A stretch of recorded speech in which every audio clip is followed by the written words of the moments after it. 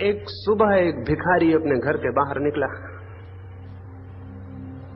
निकलते वक्त उसने अपनी झोली में चावल के थोड़े से दाने डाल लिए, जैसा कि सभी समझदार भिखारी हमेशा करते हैं, क्योंकि जिसके द्वार पर भी भीख मांगनी है, अगर उसको पता चल जाए कि इसको किसी और ने भी भीख दी है तो उसको भी देने में आसानी होती है। दो कारणों से।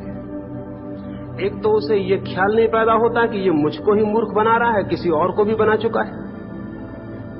दूसरा, ये कोई साधारण भिखारी नहीं है, कोई विशिष्ट भिखारी है, इसको दान मिलता है। मैं किसी अरे गहरे आदमी को नहीं दे रहा हूं, जिसको मिलता है उसको ही दे रहा हूं। तो उस भिखारी ने भी अपने घर से निकलते वक्त अपनी झोली में चावल के दाने डाल लिए और वो दरवाजे पे बाहर निकला। सुबह होने के करीब है, वो गांव में भिक्षा मांगने जाता है। रास्ते पर आया था कि उसे दिखाई पड़ा दूर से राजा का रथ आ रहा है। उसने सोचा कि ये तो बड़ी सौभाग्य की घड़ी है, ऐसा आज तक न हुआ था। और राजा के घर दरवाजे से संतरी वापस लौटा देते थे, कभी भीतर घुसने का मौका नहीं आया। राजा भी उनको भीतर आने देता है जिनसे कुछ मिलने की आशा हो, जिनको देना पड़े उनको कौन भीतर आने देता है। तो उस भिखारी को तो कभी भीतर घुसने नहीं दिया गया था। आज मौका रास्ते पर ही राजा मिल गया था, तो उसने सोचा आज तो झोली फैला के सामने खड़ा हो जाऊंगा और आज तो मांग ही लूंगा और हमेशा की मुराद पूरी हो जाएगी। वो अपने मन में विचार करने लगा, क्या मांगूं क्या न मांगूं, और सोचता ही था कि रथ आके सामने खड़ा हो गया। राजा नीचे उतरा और भिखारी घबरा के रह गया। उसकी कल्पना में भी न था जो हो गया। राजा ने अपना कपड़ा फैला दिया और कहा कि मुझे कुछ दो। तो भिखारी ने सोचा भी न था कि राजा और अपना वस्त्र फैला देगा, और कभी जीवन में कल्पना भी न की थी कि मुझसे भी कोई मांग लेगा। वो अपनी झोली में हाथ डालता था और बाहर निकाल लेता था। हिम्मत न पड़ती थी कि एक मुट्ठी चावल के दाने दे दूं। देने की कोई आदत न थी, मांगने की ही आदत थी। दिया कभी था ही नहीं, हमेशा मांगा था।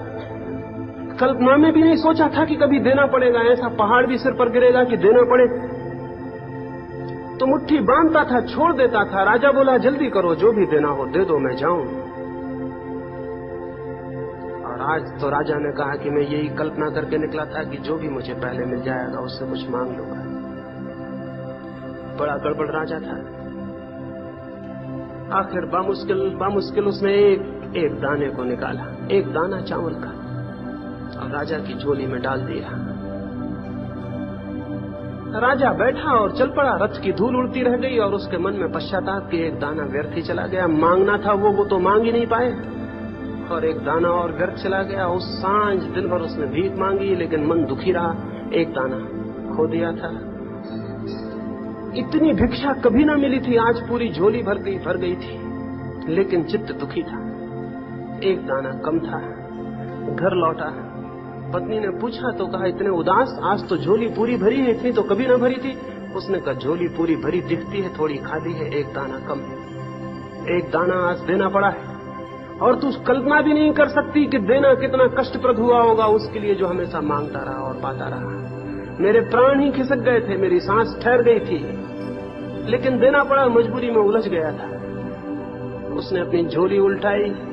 अब तक तो दुखी था, फिर छाती पीट कर रोने लगा और आंसू उसकी आंखों से झरझर टपकने लगे। झोली उल्टा के देखा और सब दाने तो दाने थे, एक चावल का दाना सोने का हो गया था। और तब वो छाती पीटने लगा और रोने लगा कि मैं कैसा पागल हूं, मैंने सारी झोली राजा को क्यों ना उल्टा दी, तो आज सारे दाने सोने के हो जाते। लेकिन अब तो अवसर निकल गया था और रोज राजा रथ पर मिलता नहीं सड़क पर। ये तो कहानी है, लेकिन मैं आपसे कहूं, केवल वे ही जीवन के दाने सोने के हो जाते हैं जो हम देते हैं, और जो हम बचा लेते हैं वो मिट्टी के सिद्ध हो जाते हैं। मरते वक्त जब हर आदमी अपनी झोली उल्टा कर देखता है तो पाता है थोड़े से दाने सोने के हो गए हैं जो उसने दिए थे, और बाकी सब दाने मिट्टी के जो उसने पाए थे। प्रार्थना का अर्थ है ऐसा जीवन जो देने का जीवन है, मांगने का जीवन नहीं। प्रार्थना का अर्थ किसी मंदिर में बैठ के हाथ जोड़ के कुछ बातें करना नहीं है। प्रार्थना का अर्थ है समग्र जीवन ऐसा हो जो देने का जीवन है, पाने का जीवन नहीं। जिसके जीवन में जितना दान है, समग्र भूत अपने प्राणों का, अपनी शक्तियों का, अपनी ऊर्जाओं का, अपने प्रेम का, अपनी दया का, उसका जीवन उतना ही प्रार्थनापूर्ण है।